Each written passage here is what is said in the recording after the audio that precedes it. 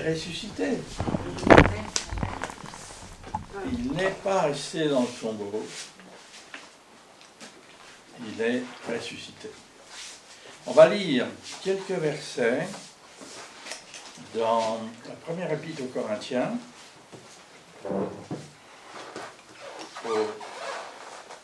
dans le grand chapitre 15, où on reviendra plusieurs fois au cours du partage. On va lire à partir des versets 3 jusqu'à 8.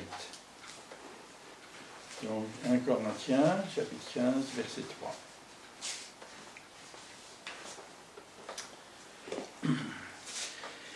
Je vous ai transmis, c'est l'apôtre Paul qui parle, donc je vous ai transmis avant tout le message que j'avais moi aussi reçu.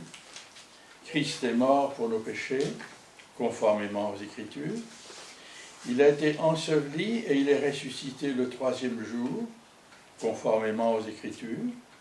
Ensuite, il est apparu à Céphas et puis aux 12. Après cela, il est apparu à plus de 500 frères et sœurs à la fois, dont la plupart sont encore vivants et dont quelques-uns sont morts. Ensuite, il est apparu à Jacques, puis à tous les apôtres. Après eux tous, il m'est apparu à moi aussi, comme à un enfant né hors terme. Et on va arrêter là, on reviendra tout à l'heure un peu plus loin. La résurrection de notre Seigneur Jésus-Christ, c'est-à-dire, en fait, le retour de Jésus-Christ à une vie corporelle glorifiée. Puisqu'on vient de le lire, des centaines de personnes l'ont vu dans ce corps glorifié. Et ça, donc, 3 jours après sa mort, les apparitions ont commencé. Et cet événement unique, extraordinaire, constitue avec la croix la base de l'Évangile, la base de la bonne nouvelle. Sans ce fait unique, historique et glorieux, notre foi est absolument vaine, nous dit l'apôtre Paul un peu plus loin au verset 14.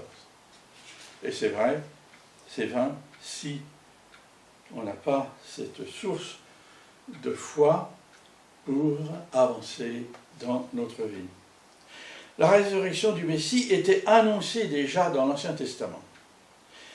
C'est ce que notre Seigneur enseigne aux pèlerins d'Emmaüs.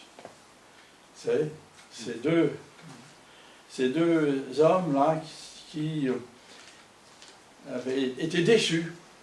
Ils avaient peut-être assisté à la crucifixion, et puis là, plus rien, c'était fini pour eux. Ils rentraient, et Jésus les rattrape, et il leur dit, « C'est ce que je vous disais lorsque j'étais encore avec vous. Il fallait que s'accomplisse tout ce qui a été écrit à mon sujet dans la loi de Moïse, dans les prophètes et dans les psaumes. Alors, il leur ouvrit l'intelligence afin qu'ils comprennent les Écritures, et il leur dit, ainsi il était écrit, et il fallait que cela arrive, que le Messie souffrirait et qu'il ressusciterait le troisième jour. » Et vous connaissez l'histoire, dès qu'ils ont compris, ils sont retournés à Jérusalem, 12 kilomètres à faire la nuit, pour partager cette extraordinaire nouvelle. Alors, quand on arrive là, moi je me suis dit, alors que notre Seigneur nous ouvre aussi l'intelligence pour comprendre et vivre tout le conseil de Dieu. C'est je dirais, l'acte remarquable de ce petit passage, c'est qu'il leur ouvrit l'intelligence et ils sont compris. Tout a changé d'un seul coup. Dans l'Ancien Testament, nous avons aussi le sacrifice d'Isaac au mont Moriah, qui est une image de la résurrection, et c'est d'ailleurs dans cet esprit qu'Abraham a offert son fils à la demande de Dieu. Il nous est dit en Hébreux 11, 19, il pensait, Abraham, que Dieu était capable même de le ressusciter des morts, c'est pourquoi il a retrouvé son fils par une sorte de résurrection. On a un autre exemple, c'est Jonas, qui a passé 3 jours dans le ventre du poisson. Et cet exemple de Jonas est donné par le Seigneur Jésus-Christ à ceux qui lui demandaient, là, fais-nous un miracle, on croira en toi, fais-nous quelque chose d'extraordinaire, on croira en toi. Il leur répondit, nous dit Matthieu, chapitre 12, il leur répondit, une génération mauvaise et adultère réclame un signe miraculeux. Il ne lui sera pas donné d'autre signe que celui du prophète Jonas. En effet, de même que Jonas fut 3 jours et 3 nuits dans le ventre d'un grand poisson, de même, le Fils de l'homme sera 3 jours et 3 nuits dans la terre. Le roi David avait aussi compris, lui aussi, qu'il y aurait une résurrection du corps humain après la mort. Et il dit au psaume 16, « C'est pourquoi mon cœur est dans la joie et mon esprit dans l'allégresse. Même mon corps reposera en sécurité, car tu n'abandonneras pas mon âme au séjour des morts. Tu ne permettras pas que ton bien-aimé connaisse la décomposition. » Il avait compris David, et Jésus-Christ avait averti ses disciples. Il avait averti ses disciples de ce qui allait venir, de ce qui allait se passer. On dit en Matthieu 16 que dès ce moment, Jésus commença à montrer à ses disciples qu'il devait aller à Jérusalem, beaucoup souffrir de la part des anciens, des chefs, des prêtres et des spécialistes de la loi, être mis à mort et ressuscité le 3e jour. Ce même enseignement est repris un peu plus loin, au chapitre 17 de Matthieu. Mais cet enseignement, le Seigneur pouvait le répéter, les disciples, ils ne le comprenaient pas. Ils ne comprenaient rien. Revenons, pour comprendre un peu, à l'épisode du Seigneur et des pèlerins d'Emmaüs, qui eux aussi ne comprenaient rien. Ils ne comprenaient rien aux événements qu'ils venaient de vivre, et pour qu'ils comprennent, il a fallu que notre Seigneur leur ouvre l'intelligence. Ça, c'est intéressant et important.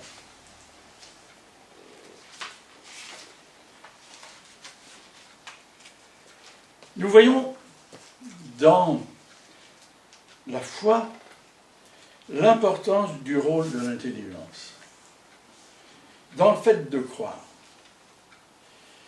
Dans l'engagement de la foi envers le Seigneur, et je pense dans toute démarche de foi, il y a toujours 3 éléments en jeu. Premièrement, c'est les sentiments. On est attiré. Deuxièmement, c'est l'intelligence qui entre en jeu, donc on comprend. Et troisièmement, il y a une décision, c'est la volonté. Et ces trois vertus sont en action dans la foi. On croit en Dieu, on croit en Jésus-Christ, en la résurrection, ou qu'on croit à l'honneur de la patrie, où on va aller mourir, c'est la même chose. Seulement là, dans ce qui nous concerne, dans la résurrection du Seigneur, on voit que ces pèlerins d'Emmaüs avaient des sentiments, ils aimaient le Seigneur. Ils avaient de l'admiration pour lui. Ils étaient émus par ses paroles et ses enseignements. Ils vivaient donc une relation émotive avec le Seigneur et ils étaient très peinés et anéantis par sa mort sur la croix. Et de plus, ils ne comprenaient pas que des femmes et des membres de leur équipe disaient qu'en allant au tombeau le matin, Jésus était vivant. Ça, ils ne le comprenaient pas. Ce qui veut dire qu'ils aimaient Jésus par les sentiments. Ils voyaient Jésus comme un personnage de leur temps, un acteur brillant de leur génération, qui était capable de les délivrer des Romains, et ça, c'était une vision très, très terre à terre du Seigneur. Aujourd'hui, beaucoup voient Jésus comme un modèle de vie, capable de les aider dans leur quotidien, pour leur donner une vie intéressante et plus facile. De ce fait, ils ont une relation sentimentale et émotionnelle avec Jésus-Christ. Pour aller plus loin, le Seigneur, n'est-ce pas, il est nécessaire de recevoir un éclairage divin de l'intelligence pour voir et comprendre, pour voir toute la perspective historique et l'œuvre de salut du Seigneur Jésus-Christ qui se dégage de sa vie et de sa personne et du plan de Dieu pour le monde. Les pèlerins d'Emmaüs ont eu la grâce que le Seigneur leur ouvre l'intelligence et ils ont d'un coup compris tout le plan du salut, le sens de la croix et la nécessité de la résurrection. Ça a été clair pour eux. C'est aussi ce que les disciples de la chambre haute recevront le jour de la Pentecôte, lorsque le Saint-Esprit viendra les habiter. Leur intelligence s'ouvrira et ensuite ils proclameront dans les rues et les places de Jérusalem cette bonne nouvelle du salut en Jésus-Christ. Remarquons que tous ces disciples étaient prêts à recevoir cette ouverture de leur intelligence. Même ils le désiraient profondément et ils priaient pour eux. Pour nous aujourd'hui, c'est pareil. Pareil que pour ces disciples du 1er siècle. Pour que ce miracle de l'ouverture de notre intelligence se fasse, il est nécessaire de le désirer et d'être prêt à le recevoir. Et comment être prêt? De la même manière, en le demandant. Dieu ne va pas nous donner quelque chose qu'on ne demande pas, qu'on ne désire pas. Il va nous donner ce qu'on désire, ce qu'on attend de lui. Et ce qu'il a préparé pour nous, il va nous le donner. C'est en priant et aussi en lisant régulièrement sa parole, parce qu'ils connaissaient la parole tous. Tous, ils connaissaient l'Ancien Testament. Ils connaissaient la parole, et quand le miracle de l'ouverture de l'intelligence se fait, nous avons, et là c'est extraordinaire quand ça se fait, mais nous avons encore une décision à prendre. Une décision, celle de décider de suivre Jésus, quoi qu'il nous en coûte. C'est lui d'un seul coup qui devient le plus important. Vous voyez, comme pour ces pèlerins d'Emmaüs, tout de suite, hein, ils n'ont pas regardé l'heure, ils sont repartis. Et puis il fallait remonter. Hein. À l'aller, ils ont descendu, mais au retour, ils ont remonté 12 km. Dans la nuit. Pour partager cette nouvelle extraordinaire. Vous voyez, il faut décider à être disciple. Décider à entrer dans les pas du Maître. Dans les pas du Seigneur. Et là, c'est un engagement de notre volonté. Et les disciples d'Emmaüs et ceux de la chambre haute étaient prêts à faire ce pas de consécration. Et nous, est-ce qu'on est prêt à faire ce pas de foi et à laisser le Seigneur diriger notre vie?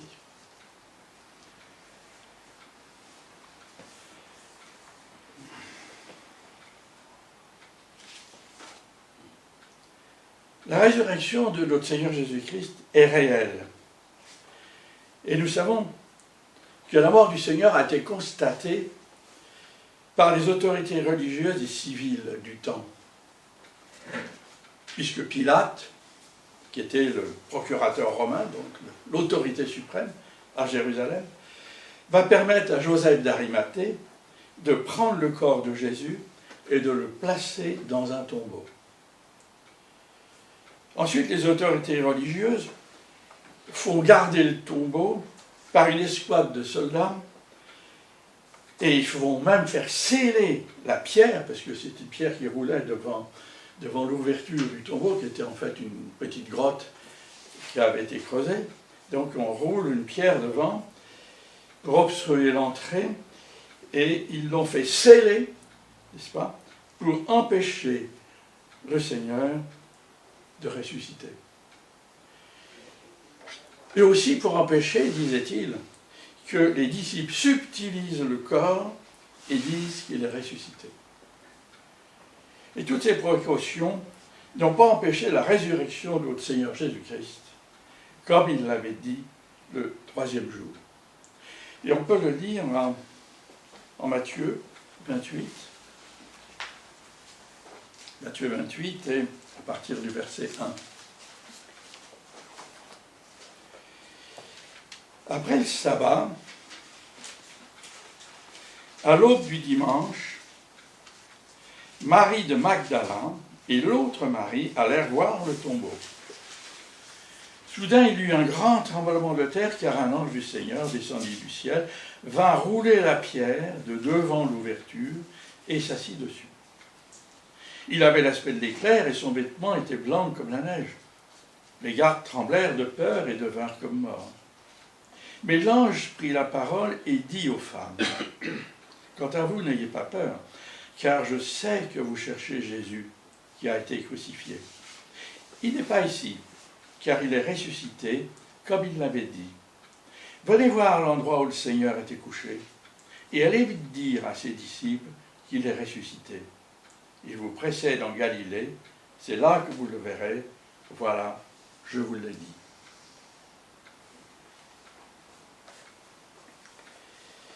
Vous voyez, on l'a lu déjà, de nombreux témoignages sont concordants. Les femmes, Marie-Madeleine, Marie, l'autre Marie, les disciples, Pierre, Jacques, Jean, Thomas, tous, les gardes aussi, ont reconnu Jésus était ressuscité, on les a payés pour qu'ils ne le disent pas. Les disciples d'Emmaüs, les 500 frères et sœurs auxquels il est apparu, Saul de Tarse, qui se présente le dernier, des années plus tard, il l'a vu, ressuscité. Le témoignage des disciples et de Pierre lorsqu'il annonce la bonne nouvelle du salut à la maison de Corneille est aussi remarquable. Il dit en Acte 10, 39, « Nous sommes témoins de tout ce qu'il a fait dans le pays des Juifs et à Jérusalem. Lui qu'ils ont tué en le clouant sur la croix, Dieu l'a ressuscité le 3e jour et a permis qu'il apparaisse, non à tout le peuple, mais aux témoins choisis d'avance par Dieu, à nous qui avons mangé et bu avec lui après sa résurrection. » Et les conséquences de la résurrection de notre Seigneur sont, on va en voir quelques-unes de ces conséquences, et d'abord pour lui-même, parce que suite à sa résurrection, il est déclaré dans les Écritures « Fils de Dieu avec puissance ». En Romains, chapitre 1, versets 3 et 4, l'apôtre Paul nous dit que Dieu dit de son Fils qui en étant comme est né de la descendance de David et qui, du point de vue de l'Esprit Saint, a été déclaré Fils de Dieu avec puissance par sa résurrection, Jésus-Christ, notre Seigneur. À ses disciples, Jésus dit, en Matthieu 28, tout à la fin du chapitre, que tout pouvoir m'a été donné dans les ciels et sur la terre. Avoir tout pouvoir est extrêmement important.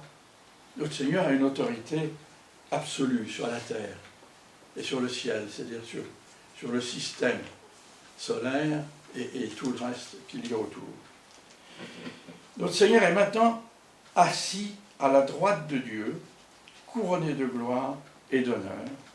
Il a ainsi dépouillé les dominations et les autorités. Attendez, je suis trompé. Il est couronné de gloire et d'honneur. Et l'apôtre Paul, dans son premier message, le jour de la Pentecôte, annonce aussi quelque chose d'important dans sa première prédication. Il dit, c'est ce Jésus que Dieu a ressuscité, nous en sommes témoins. Élevé à la droite de Dieu, il a reçu du Père le Saint-Esprit qui avait été promis, et il l'a déversé, comme vous le voyez, et il l'entendait maintenant. Et autour de lui, bien sûr, il pouvait dire cela, parce qu'il y avait les disciples qui étaient là, et qui annonçaient le même message que lui, mais dans plein de langues différentes, qui ne connaissaient pas, et là c'était vraiment une action divine. Dans l'Épître aux Hébreux, l'auteur ajoute, il dit en Hébreux 2,9, il, c'est-à-dire Jésus-Christ, a été abaissé pour un peu de temps au-dessous des anges, Jésus. Nous le voyons couronné de gloire et d'honneur à cause de la mort qu'il a soufferte. Ainsi, par la grâce de Dieu, il a connu la mort pour tout être humain. Et c'est important ce que ce verset nous dit. C'est qu'en fait Jésus s'est substitué à la croix pour nous. Il est mort à notre place pour nous libérer du fardeau du péché et de toutes les mauvaises actions que ce péché nous a entraînés à faire tout au long de notre vie.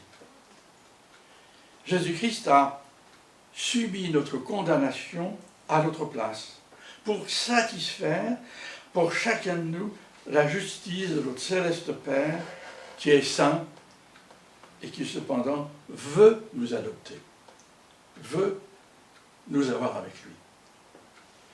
Galates 2,13 nous dit, et c'est Paul qui parle, « Vous qui étiez morts en raison de vos fautes et de l'incirconcision de votre corps, il vous a rendus à la vie avec lui, il nous a pardonné toutes nos fautes, il a effacé l'acte rédigé contre nous, qui nous condamnait par ses prescriptions, il l'a annulé en le clouant à la croix. Il a ainsi dépouillé les dominations et les autorités et les a données publiquement en spectacle en triomphant d'elles par la croix. Et maintenant, notre Seigneur règne avec autorité à la droite de Dieu sur toute la création et surtout sur tous les hommes et les femmes qui peuplent la terre depuis 2000 ans.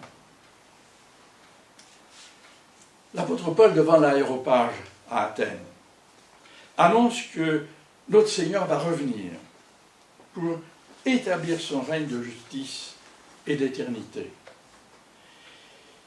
En Acte 17, 31, il dit « Dieu a fixé un jour où il jugera le monde avec justice par l'homme qu'il a désigné, son Fils Jésus-Christ. Il en a donné à tous une preuve certaine en le ressuscitant. » Et ce jour du retour de Jésus-Christ, nous l'attendons avec certitude et impatience. Malheureusement, beaucoup trop de personnes aujourd'hui sont comme les sages de l'aréopage d'Athènes. Ils rejettent la résurrection de notre Seigneur et ils ne vont pas plus loin dans leur recherche. Pour nous les croyants, la résurrection de notre Seigneur Jésus-Christ rend possible notre salut. On lit en Romains 4, 24, « La foi sera portée à notre compte, puisque nous croyons en celui qui a ressuscité Jésus, notre Seigneur, lui qui a été donné à cause de nos fautes et qui est ressuscité à cause de notre justification. » La résurrection de notre Seigneur nous assure le pardon de nos péchés et notre entrée dans la vie nouvelle. Le Seigneur Jésus, qui est vivant, intercède pour nous et nous sauve parfaitement de notre vie, n'est-ce pas, de notre vie déchue du péché d'Adam. Et on le lit cela, si vous voulez, dans l'Épître aux Hébreux, où on va lire au chapitre 7, et au verset 23, ce qui suit. Et là, il est question, n'est-ce pas, du ministère de sacrificateur. Il dit de plus, il y a eu des prêtres lévitiques, c'est-à-dire dans l'Ancien Testament, en assez grand nombre, parce que la mort les empêchait de rester en fonction. Mais lui, parce qu'il demeure éternellement, possède la fonction de prêtre qui ne se transmet pas. Par conséquent, il peut aussi sauver parfaitement ceux qui s'approchent de Dieu à travers lui, puisqu'il est toujours vivant pour intercéder en leur faveur. Le Seigneur nous sauve et nous prend dans son sein par la puissance de vie qui émane de sa résurrection. L'apôtre Pierre nous le confirme. Il nous dit, dans sa première épître, au chapitre 3, « Nous aussi, maintenant, nous sommes sauvés par un baptême. » Un baptême qui ne consiste pas dans la purification d'une impureté physique, mais dans l'engagement d'une bonne conscience envers Dieu.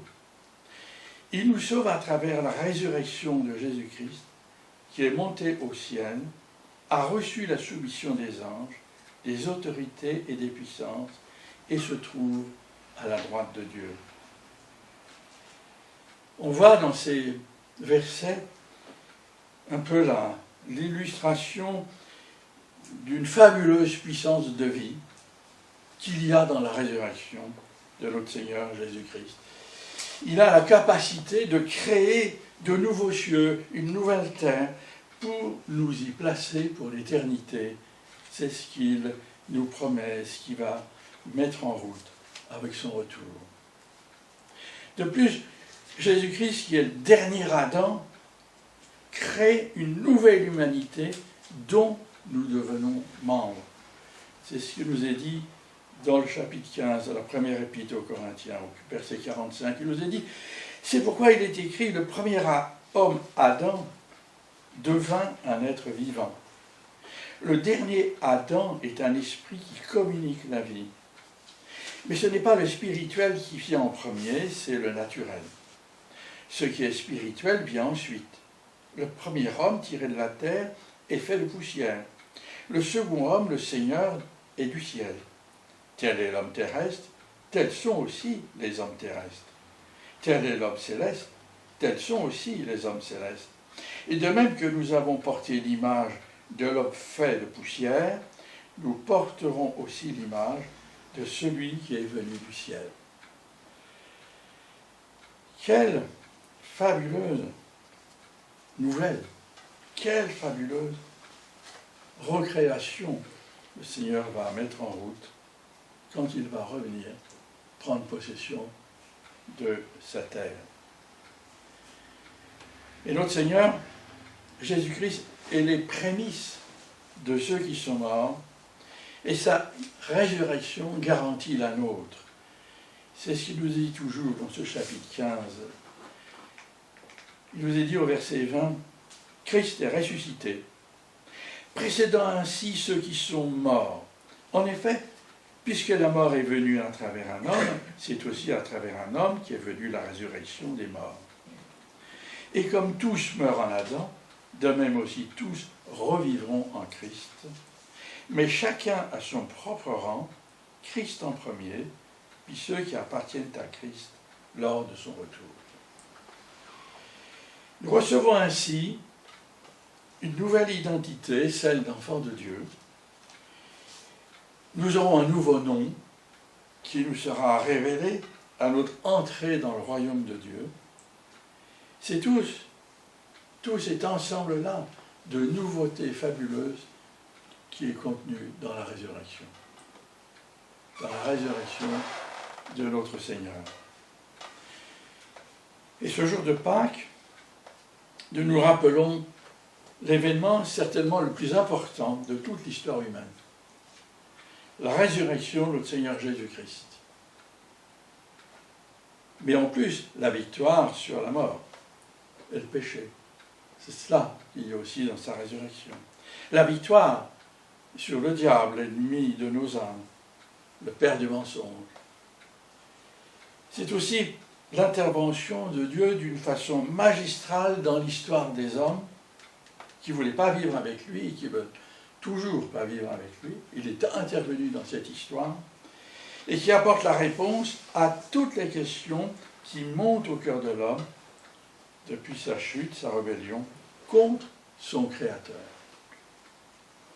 Alors, célébrons avec joie cette Pâque et prions notre Dieu que dans sa grâce, il permette que par le témoignage que nous faisons dans la vie courante, par le parfum, la lumière que nous répandons, par la parole que nous donnons, n'est-ce pas que des femmes et des hommes rejoignent son Église et qu'ils viennent célébrer l'année prochaine, n'est-ce pas? Pas qu'avec nous. Et qu'ils soient comme Marthe, que tout à l'heure a cité d'idées, comme Marthe, dans l'évangile de Jean, où Jésus lui dit, un peu avant la résurrection de Lazare, il lui dit, c'est moi qui suis la résurrection et la vie. Celui qui croit en moi vivra même s'il meurt. Et toute personne qui vit et croit en moi ne mourra jamais. Crois-tu cela? Crois-tu cela, Marthe? Elle lui dit, oui, Seigneur, je crois que tu es le Messie, le Fils de Dieu, qui devait venir dans le monde. Que nous le croyons aussi. Elle a vu Lazare, son frère, ressuscité. C'était fabuleux. Et nous aussi, une vie fabuleuse est devant nous. Alors que nous continuons de marcher dans ces pas du Seigneur, de façon qu'il moissonne toujours dans notre monde des hommes et des femmes qui veulent croire en sa résurrection, qui entrent dans cette dimension, cette qualité de vie divine, et qu'ils s'ajoutent à cette grande porte qui est là depuis 2000 ans, à marcher derrière le Seigneur, parce qu'ils croient en sa résurrection. Merci Seigneur. Amen.